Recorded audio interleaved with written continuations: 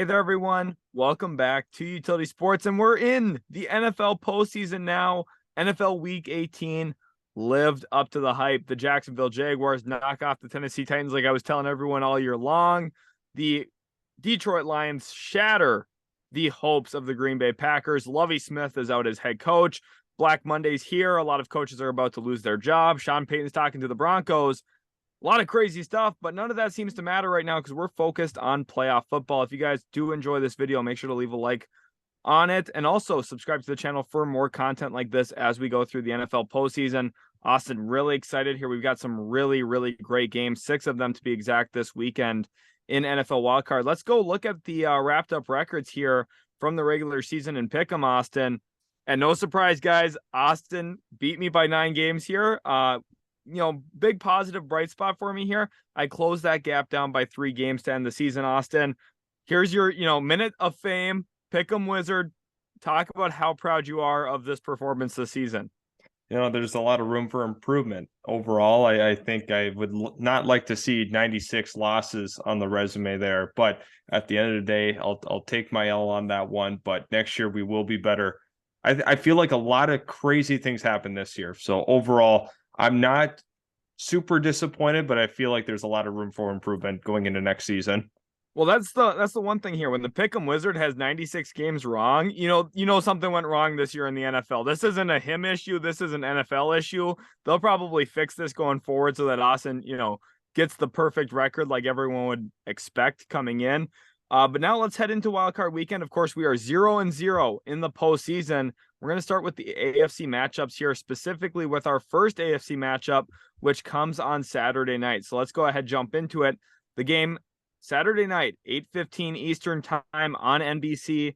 The Los Angeles Chargers will head into Jacksonville to take on the Jaguars. And you guys, if you've been watching the Pick'em this year, you are not surprised by our picks here. Austin's betting against his Jaguars, which, by the way, he did not do in Week 18. Keep the receipts. Someone go screenshot that and tweet it at us so that Austin can never forget. And I've been picking the Jaguars all year, Austin. I'll let you start with this here, and then I'll break down why the Jaguars are going to win this game and keep rolling all the way to the Super Bowl this postseason. Yeah, now I'm going to lead with the correct analysis because you're going to lead the viewers very, very astray in the expectations of how this game will actually play out.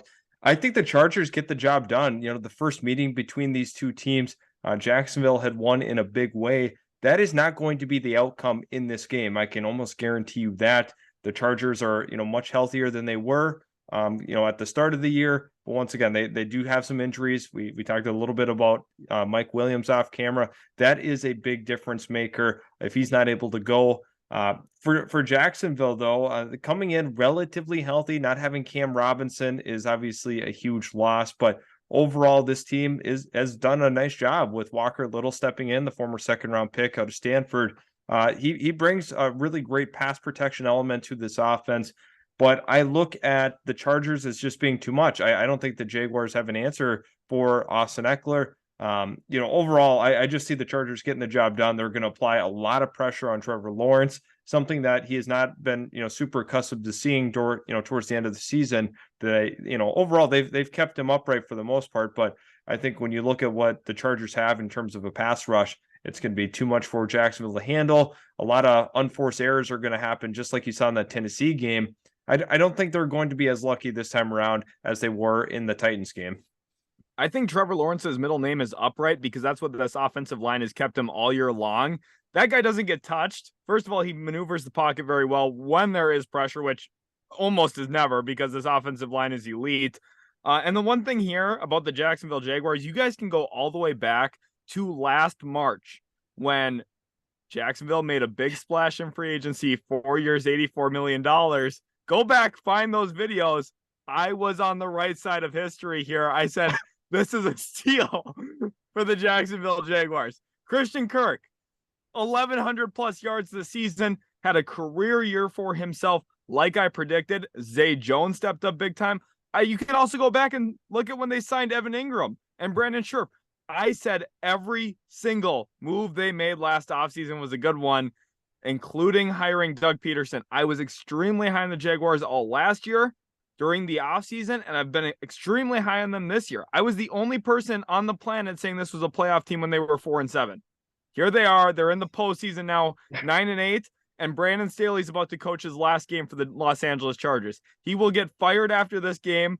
The Jacksonville Jaguars are going to win. They're going to go into the divisional round, and I don't even think they'll be considered an underdog in that one either. We'll talk about that when we get to that next week because the Jaguars will still be playing at that point. Travis Etienne is too shifty. He's going to make a huge play in this game as well. That's going to give the Jaguars a very comfortable 10-point lead at some point.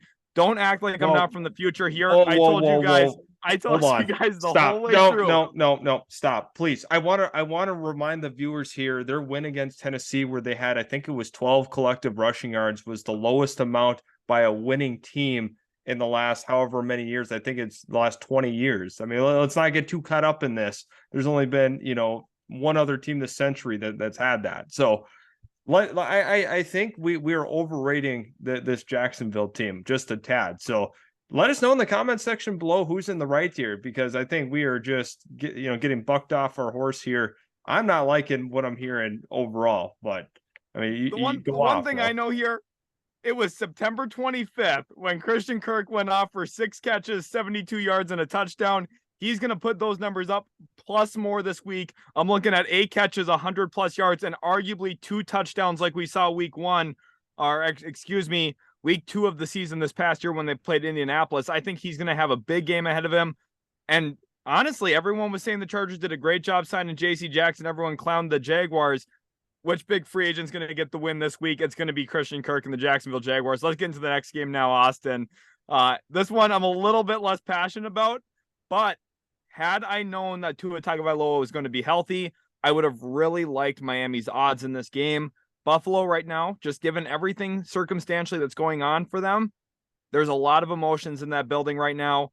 And that is concerning to me. Not that they shouldn't be emotional, and it's definitely a really good story to hear that DeMar Hamlin is doing better. My prayers are with him. But when it's a one-game win or go home type situation, it does give yourself a little bit of susceptibleness to losing a big game and then finding yourself on the outside of the playoffs. I still went with the Bills this week because we don't really know the quarterback situation at the time we're recording this for Miami. And even if Tua does play, I still have concerns that he could either get reconcussed again. And just, when he has been concussed, he's not looked like the same player this year, clearly. So it makes Buffalo a really easy pick for me here. Although, had I known that Tua would be healthy for this game, I do think that there's some serious discussion on who could win or lose this one. Austin, why do you like the Bills here? Yeah, I think they're playing for a bigger purpose. A lot of the season now is, there's some priorities that have shifted, obviously, but they're playing for a bigger purpose. This team is loaded. From the beginning, at the start of the year, a lot of people considered them as, potentially the AFC favorites, if not the, Super Bowl favorites going in, just because of the roster construction, Josh Allen. There's a lot of things that we're working towards this team and trending in the correct direction in terms of making another big jump. And I think once again, they do hold the advantage being at home. They are emotionally charged right now, and I think at the end of the day, they're going to get the best of Miami, who, we don't know exactly what the quarterback situation is going to look like. However, if they're not able to, kind of get right, whether it's Tua coming back, off of rest here, coming off the concussion, or is it Skylar Thompson? We don't know the exact answer to what their QB situation will be, but it's just hard when you have a lot of reps going to different quarterbacks, and it's just not a lot of consistency on a week-to-week basis in terms of, who's commanding that offense. Right, especially going into Buffalo with the weather there. This is a 1 p.m. Eastern time kickoff as well on CBS this week on Sunday. So really excited for this matchup. I do think it's still going to be a good competitive game. I think Miami obviously did not look great offensively in Week 18 against the New York Jets. Hopefully they can bounce back and make this game a little bit tighter, a little bit more competitive in more of a high-scoring fashion. Let's get to our final AFC game of the week here now. And arguably they saved the best for last. They knew the Jaguars were going to blow out the Chargers. Let's get that one out of the way early. Bills are going to take care of business here against Miami. This is a good game. AFC North rivals, Baltimore heading into Cincinnati, Austin. The Bengals are just different. You remember week 3, week 4 of the year, Austin, every single expert on television saying, whoa, the Bengals Cinderella run last year. Let's hit the panic button. You and I, the whole time we said, guys, take a deep breath. Cincinnati's going to be just fine. And they are. This team is really legit, and it's hard to see the Ravens, who are a very good team. It's hard to see them beating Cincinnati here in Cincinnati. Austin, if you had to set the spread here on this game, over under, how many points is Cincinnati winning this one by? Yeah, I mean, it's really tough because I think this is probably going to be a 7-point game. I like Cincinnati being at home. Once again, there is some uncertainty exactly on the health of Lamar Jackson. There's some things that are working against Baltimore, but they have a good roster. They have a coach that's done it before, that knows how to navigate through the postseason, go through the ups and the downs. And with John Harbaugh, I always feel like you have a chance, regardless of kind of what your roster is looking like as you're entering the postseason. But Cincinnati feels primed to, once again, take care of this game. I do believe that. The offense might be in a little bit of, a little out of sorts for Baltimore, trying to get everything, have that continuity that they have not had all season. Once again, they have the same issue Miami's got. Guys in and out of the lineup, commanding the offense differently, having to, structure that offense in different ways to try to cater to the strengths of the QB position, whoever's back there, whether that's Huntley or Lamar Jackson. But once again, we like Cincinnati. We've liked them all year, and we're going to continue to ride that train. This matchup here between these two AFC North rivals is at 8:15 Eastern time on NBC. Austin, I do have a question for you about one of the, most important names in all of football, especially heading into this offseason, Lamar Jackson. Whether or not he plays this game, do we think this is the last season we see him actually playing quarterback for the Baltimore Ravens? I'm going to go with the fact that they're going to hold on to him. They're going to realize he is that franchise quarterback, and they know it in that building. I don't think they're going to let him walk. I think there's a lot of teams that are going to entice him, but they will reconfigure their roster and do whatever they have to do salary cap wise to make that work. I think they want to make sure he's there long term. I think that's the safe bet. That's probably the way that I would opt to guess right now as well, just kind of reading that situation. Let's go ahead, jump over to the NFC now. And again, there's some great matchups this week, 3 of them to be exact. And we start off with one on Saturday, 4:30 p.m. Eastern time on Fox. And it's a divisional one. NFC West, Seattle Seahawks go into San Francisco to take on the 49ers. This is a tough game. Not really the quarterback matchup we would have thought at the beginning of the year we'd see in the postseason. Geno Smith versus Brock Purdy. I don't think a lot of people had that on their bingo cards. Of course, Seattle got some serious help from Detroit. They got to write them some thank you cards and send them in the mail out to the Lions, because without the Lions beating Green Bay here, this would not be the Seattle Seahawks playoff position, but they're in. But you and I both see that coming to a close pretty quick here. Why do the 49ers, led by Brock Purdy, get the win here over Seattle? A lot of it has to do with the strength of the San Francisco 49er defense, which they've leaned on time and time again all season long. The number one defensive unit in the entire league, through and through, statistically, with the eye test, it doesn't matter. They check mark all of the boxes. That defensive front is so tough to stop on a week-to-week basis. Seattle is going to have a great game plan. They got to go on the road. Geno Smith is going to have a prime game. He is going to have to make all the throws to every single level. Overall, he's got to play almost perfect to make that work. However, they could stay in the game with a couple of, mistakes from Brock Purdy. Brock Purdy has been susceptible to some turnovers, which would not be completely out of the realm of possibility. But Kyle Shanahan's had some great plans for his quarterbacks in the postseason. Jimmy Garoppolo is not the most polarizing quarterback in the league. However, he's been able to take him on deep postseason runs with, really, really great game plans on a week-to-week basis. He's one of the best coaches in the NFL, and that continues to show here with the season that they're having. Right. I think this is going to be a really fun matchup. Anytime you get a divisional matchup in the actual postseason, it's really, really great football. Of course, the third time these two teams have seen each other, and it makes it really, really competitive.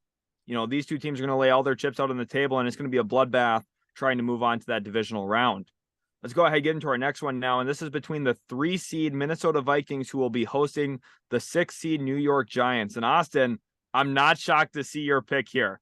The New York Giants, I knew you were going to ride with the New York Giants here over Minnesota. And the key words here, negative point differential. You've been kind of scared and a little, anxious about Minnesota all year long. And to your credit, it does take one off day from this offense for everything to kind of unravel. Is that what you're expecting here? Yeah, I definitely think so. And we refer back to the other matchup that they had during the regular season. We had seen some of those miscues play out and almost cost them the football game.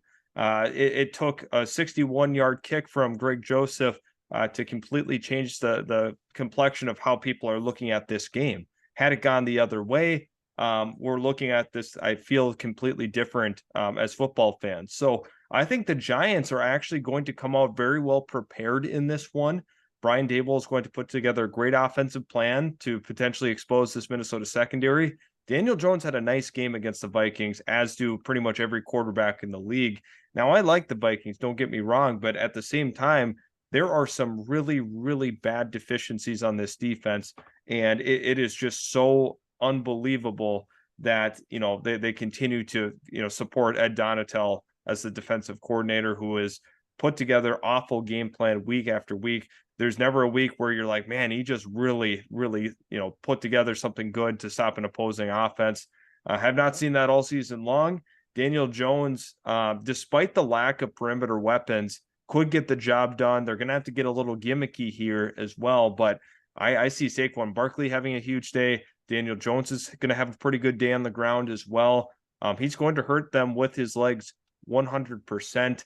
I think the Vikings, despite them being at home, I don't have that much confidence actually in this game. Once again, Kirk Cousins is going to have to prove people wrong. His one playoff win against New Orleans was a really great signature win a couple years back, but now he's got to prove people wrong again. They're getting a pretty favorable matchup with the Giants, not the most polarizing team that we've seen enter the postseason here, but at the end of the day, I don't see Minnesota, necessarily getting the job done here. A lot of close wins this year. They'd have to do it again. Maybe the run has, the luck has run out here on the Vikings. Luckily for Kirk Cousins here in this offense, this game is not Sunday night prime time. Now, of course, it's going to be the only game on in their time slot, which maybe makes you a little concerned, but this is a 4:30 p.m. Eastern time game on Fox. And I think the one thing I'm about to say, which 12 months ago, if I would have said it, everyone would have thought I was crazy, but I think it's kind of the reality of the situation right now. Minnesota, to win this game, is going to have to trust their cornerbacks one-on-one in man coverage. And looking at the Giants, their wide receiver threats right now, you have to trust that your guys in Patrick Peterson, who I think has been phenomenal all year long, I think should be a Pro Bowl cornerback with the way that he's actually performed this year, which was really surprising to me coming into the season. I was not expecting that. And you look at some of the other guys, Duke Shelley here, one of the fan favorites in Minnesota right now. I think they're getting really good production out of their cornerbacks. And with what New York likes to do offensively, you can't let them get easy yardage against zone concepts. You just can't let them do it. And I think at times this year, Minnesota's gotten really great interior linebacker play. Specifically, Eric Kendricks at times has been really, really high. And at times, I think that they've been much lower than what I would expect, especially with Jordan Hicks there. The expectations are very high for me for those two interior linebackers. And at times, I just feel like it's been a little iffy. They've had some monster games and they've had games where I feel like they underperform. And for this defense, I think that it's going to be important that they try and get up, press some of these wide receivers and make them beat you one-on-one. Don't give them open spots of the field to operate. I think that's how Daniel Jones can beat you as well. Make them beat you in man coverage. It's a dangerous game to play when you're kind of a shady defense like Minnesota right now, but I think it's one that they have to be willing to play here against New York. Now our final NFC game, and this is a really good one, Austin. The Dallas Cowboys head into Tampa Bay to take on the Buccaneers, and you have the Cowboys. No surprise, they're the better team. I'll be completely upfront here. The Cowboys are better than the Tampa Bay Buccaneers at pretty much every single position on paper, especially with how these two teams have actually performed this season. The reason I'm picking the Buccaneers, I've got two of them. First of all, they're the home team.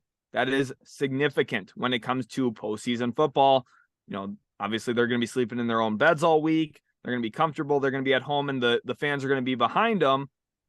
I've got three reasons, actually. I'm going to throw another one in. They got Tom Brady. This guy plays phenomenal football in the postseason. Obviously, this team has not looked right all year long. I don't really care. Their record right now is 0-0, and so is the Cowboys. Tom Brady's not somebody I want to get in the habit of betting against. And my final point here, expectations. Tampa Bay, in my opinion, is playing with house money. Everybody and their son and their mother expects Dallas to win this game. So because of that, Tampa Bay can be super loose all week long. Austin, you know it. Back in high school, when I played against somebody who was way better than me in basketball, I was playing with house money. There was no pressure on me. And because of that, it was a much more competitive game than it should have been. I think Tampa Bay can keep it close here. They can play loose. And if they can limit their mistakes offensively and get Mike Evans the ball down in the red zone a couple of times, they can walk out of this one with a win. What do you like here about Dallas, though? Obviously, the roster is very advantageous for them, in my opinion, as well. Yeah, this was probably the hardest game for me to pick all week. I definitely see your points. I mean, Tom Brady in the postseason is a different dog. That's an absolute fact. They've been able to, kind of piece together some things at the end of the season that have been working out for them offensively. But to me, the offensive line is a huge concern of mine, especially on the interior. That this has not been the same offensive line that Tom's had the last couple of seasons with Tampa, but at the end of the day, Micah Parsons is a true home wrecker here. He is going to be a disruptor in that backfield. The one thing where Trayvon Diggs has to be careful, I don't know if he can be as gambly against Tom Brady, because Tom Brady is, arguably the smartest player in the entire NFL. And if you're starting to get gambly with him, and Tom knows that, he studied the film, over and over and over again. He knows what Trayvon Diggs' tendencies are, as do every other NFL quarterback. But at the end of the day, he's got a tough matchup, though. He's got to line up against Mike Evans or Chris Godwin. Doesn't matter. Those are two absolute stud of playmakers. And I think once again, we have to look at Dallas's, holistically from a bird's eye view. They have not been very good on grass fields so far this year. 1-4 to this point, which is actually pretty concerning. They've been turf monsters, but when it comes to natural grass, this team has not played well. Now, that's something that nobody's really going to talk about in the national media for the most part, but I think it's a worthwhile point in looking at, because, Dallas is a good team. They're really good in controlled environments, which Tampa is for the most part, aside from, it being natural grass. They're just not accustomed to it. They have to go on the road, but with the playmakers that they have, CeeDee Lamb, Tony Pollard, this offense is tough to stop. Dalton Schultz has really come on the last couple of weeks of the season after he's gotten healthy. This offense is going to be a handful for Tampa. It's going to be a really, really great game to watch, which is why the NFL scheduled this here as our final game of the wild card weekend. This is at 8:15 Eastern time, Monday night on ESPN. So this is going to be a must-watch game, in my opinion. All 6 of these games are going to be really exciting this week. I think there's some awesome matchups across the board. Hopefully you guys did enjoy this video. Let us know your picks down in the comment section as well. We had a lot of fun recording this. It's been a lot of fun recording these all year long. So show us some love. Hit that subscribe button if you appreciate the work we put in. Leave a like on this video if you did enjoy this one specifically. Let us know again in the comment section who you're riding with this weekend, and we'll catch you guys in the very next Utility Sports video.